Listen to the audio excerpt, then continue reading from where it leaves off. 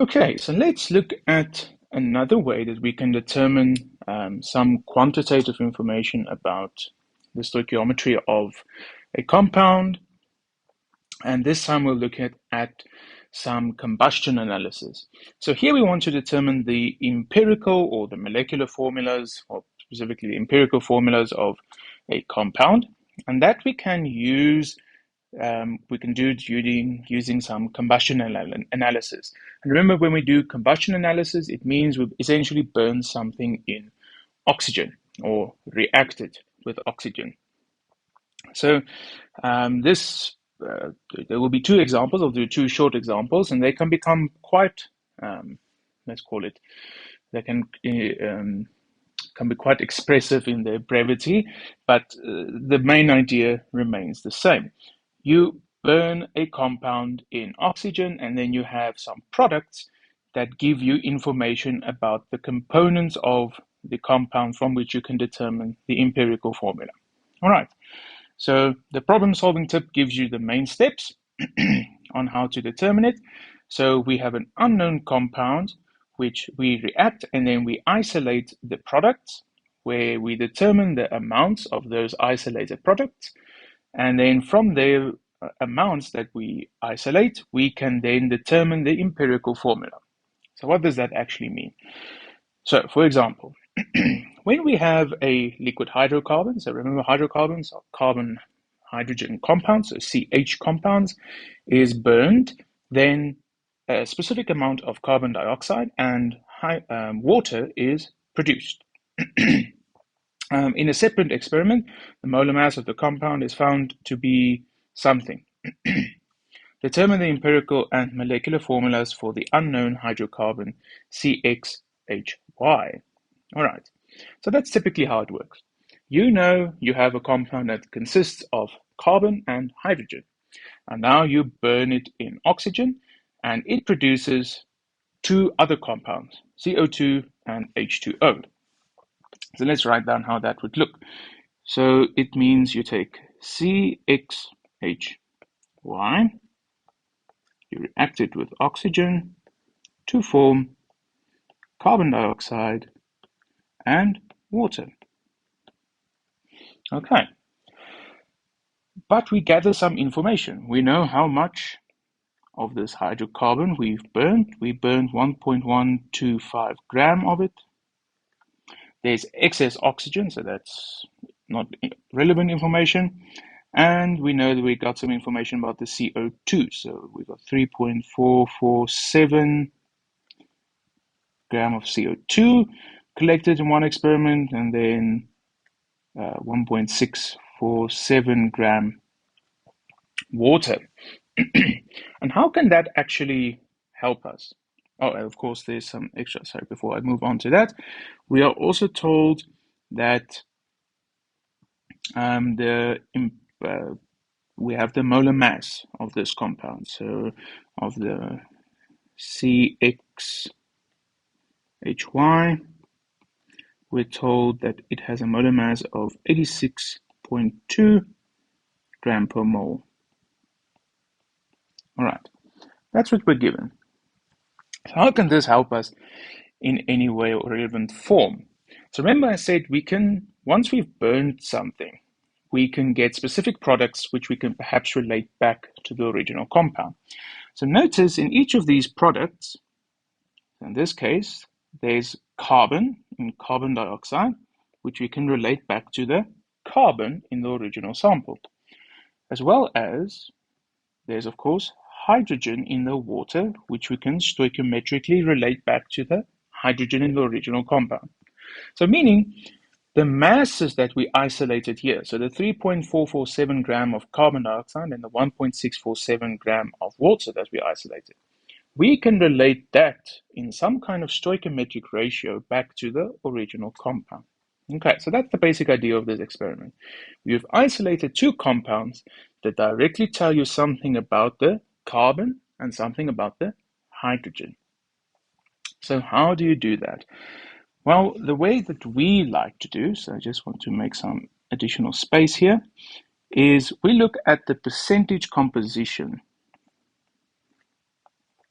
of the compound.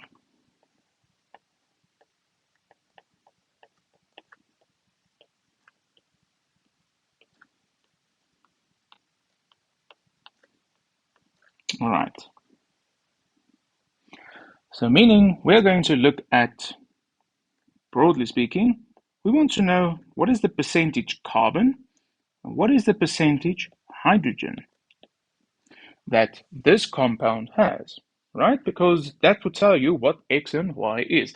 If you know this compound contains 10% carbon and 90% hydrogen, then you should in principle know what their stoichiometric ratio is, right? So for every one carbon, there should be 9 hydrogen. And then you know what their mole ratio is.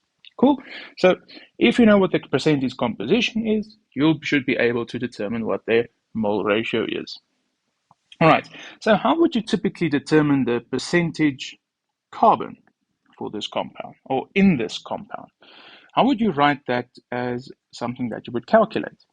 Well, you would need the mass carbon in CxHy,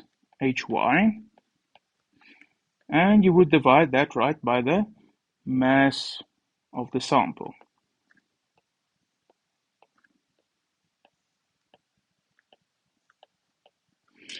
And it's a percentage, so it means we need to multiply that by 100%. That would give us the percentage carbon in the compound. You should notice that, well, we're given the percentage or the mass of the compound. It says when 1.125 gram of the liquid hydrocarbon is burnt. So in other words, we know what this is. We're told it's 1.125 gram sample. So the question is, how do we determine mass carbon in CHHY? And symmetrically, or in parity-wise, what is the percentage hydrogen, right? So for the percentage hydrogen, you just ask what is the mass hydrogen in CXHY. So how do you get that top number? So that is our question. How do you get this thing? So that's where this right-hand part comes in. In other words, we need to look at the information regarding the CO2 and the H2O to tell us something about the carbon and the hydrogen. Okay, so this next part, let's just call it a thinking part before we start writing out nicely our dimensional analysis. So if we look at the equation I wrote down here, if you were to balance this equation, right, what would dictate the balancing number that you had to put in front of the carbon dioxide? So meaning, what would you have to balance the carbon dioxide, so meaning the carbons with? So if you were to have to balance this carbon dioxide stoichiometrically with, what would dictate that number? Well, it would be the numbers of carbon that you had, right? So meaning that directly is linked in some, oops, that's a bit too much. That is directly linked in some manner. So you can think of it as that for every 1 mole of CXHY that is burnt, right? So just for the moment, we have a number 1 there because we don't know at the moment what X is. That would determine it. There would be 1 mole of CO2 that forms. Now, this number can go up or down or whatever happens to it, but in principle, that would be a 1-to-1 ratio, right? Because for every 1 carbon that there is in CXHY, they would form 1 carbon in CO2. Notice that, right? There's only 1 carbon here, and all the carbons will come from here. So they must be directly linked to each other. They cannot come from somewhere else. All right, so that's technically just something like a note that I want to make.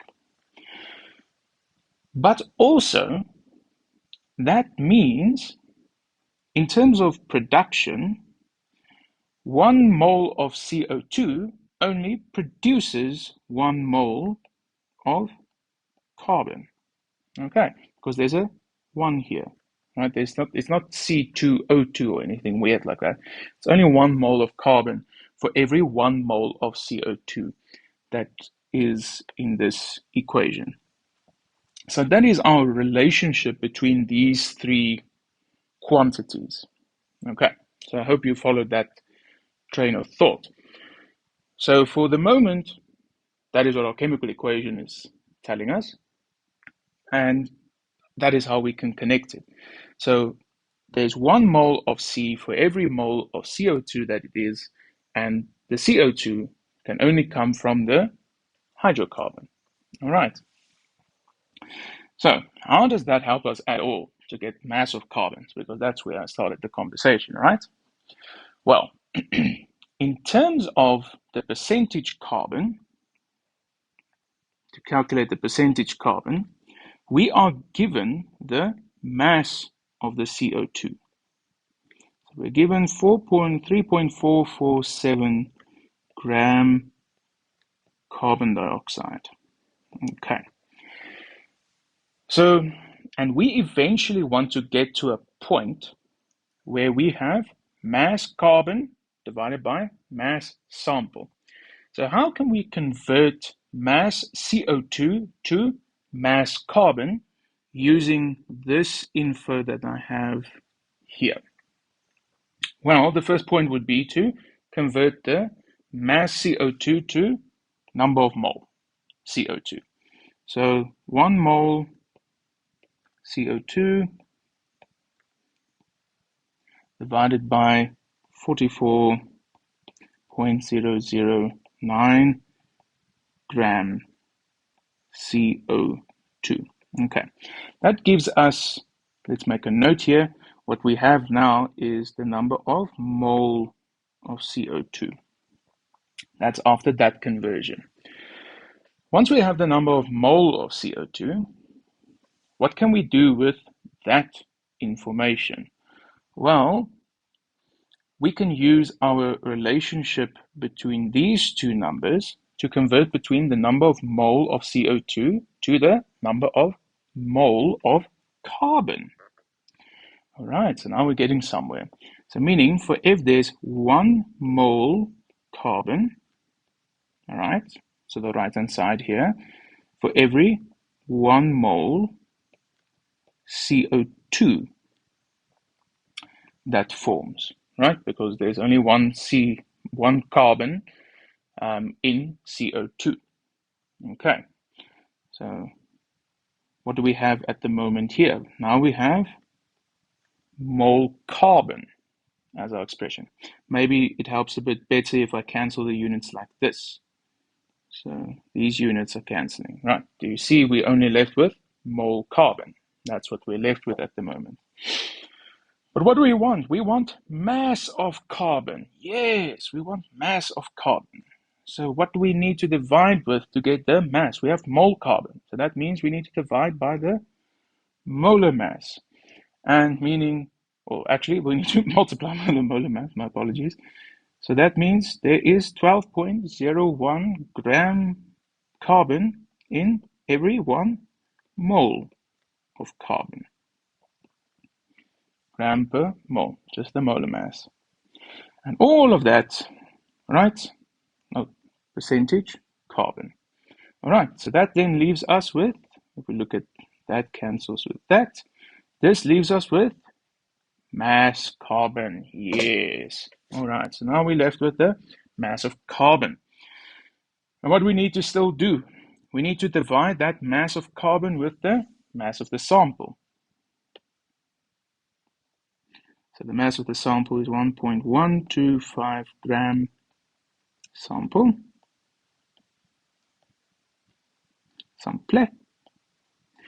And the only thing that you can put up top here is the 100%, because we still need to multiply by 100% because it's a percentage. Okay, and here you should then get an answer of 83.616 Okay, so that was a very long thing, but it's all the unit conversions that you need to do, how they come about, where I got them, right? And what are the things that you connect. So you use the thing, yes, that you can connect. So meaning the carbon here connected to the CO2. So you get the mass CO2.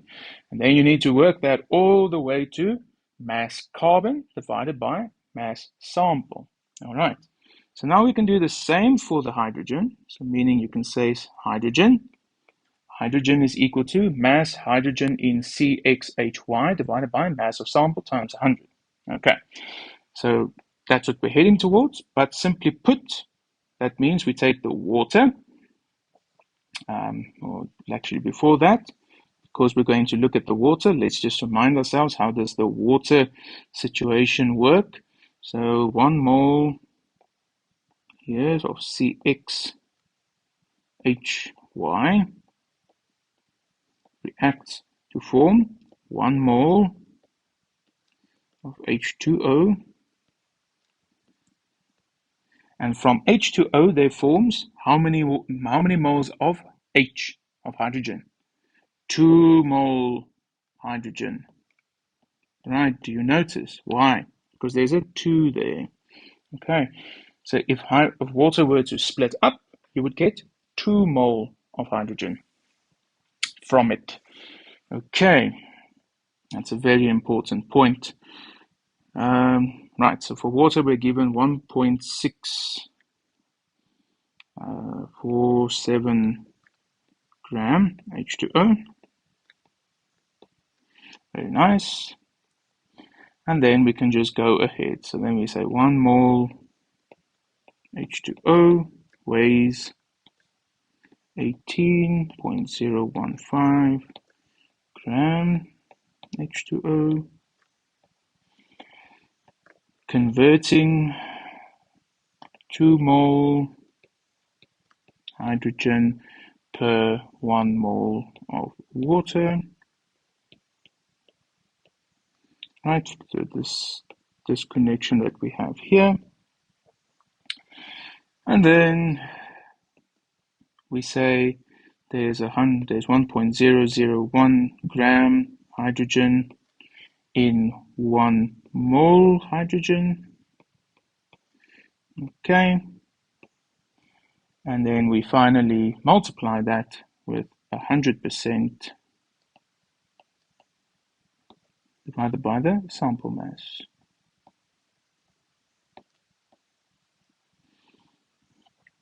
Okay, and that will give you a value of 1.6 or 16.26 and some numbers percent. Okay, and how does that help us? Importantly, here's an alternative note for you. Alternatively, you could have said, well, the percentage carbon plus the percentage oxygen, high percentage hydrogen, must equal 100%. And then you could have solved for the percentage hydrogen. So that's also a valid alternative. You would have gotten the same answer. Right, so now we say, now consider exact 100 gram of our hydrocarbon, then the percentages can become masses.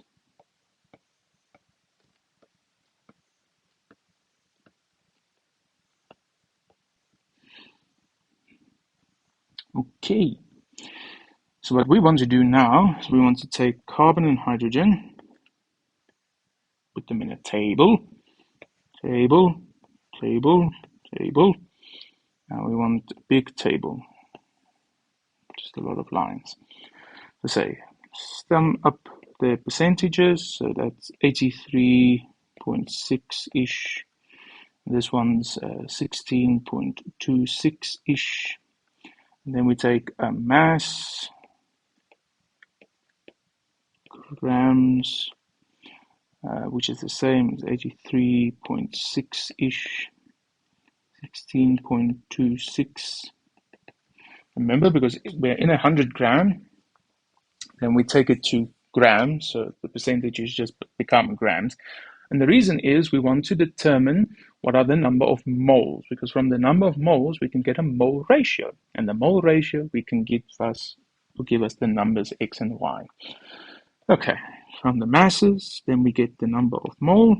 The number of mole here gives me 6.96, and it gives me here 16.25.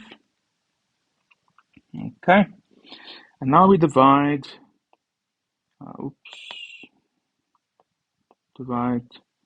by smallest integer, all right, which is the carbon.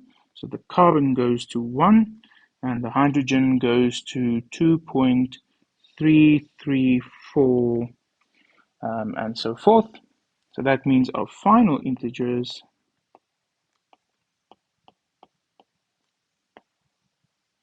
are, we take a number here and we multiply it until it works. So 2.334 multiplied by 2 gives 4.66. 2.334 multiplied by 3 gives 7. So in other words, we have a formula which is 3 and 7. Cool. So that means our experimental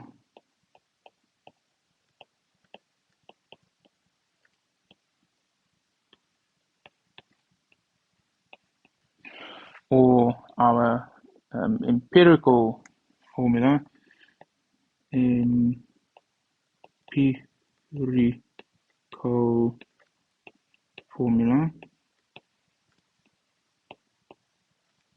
is equal to C3H7. Okay, and its molar mass is equal to 43.1.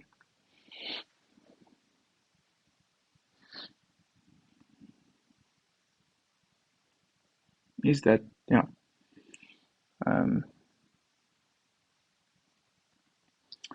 Is the 43.1 gram per mole. Okay, so the final step is to compare the experimental molar mass with the molar mass calculated for the empirical formula. So in other words, to go and do this, it says 86.2 gram per mole divided by 43.1 gram per mole. And you should see that gives you a 2. So therefore, the empirical formula is equal to C3H7, and the molecular formula is twice that, so C6H14. All right, I hope this gave you a good overview of how to do this problem. It made sense on how to do it, because there's another one, and we'll look at that as well. All right, good. Thank you for watching.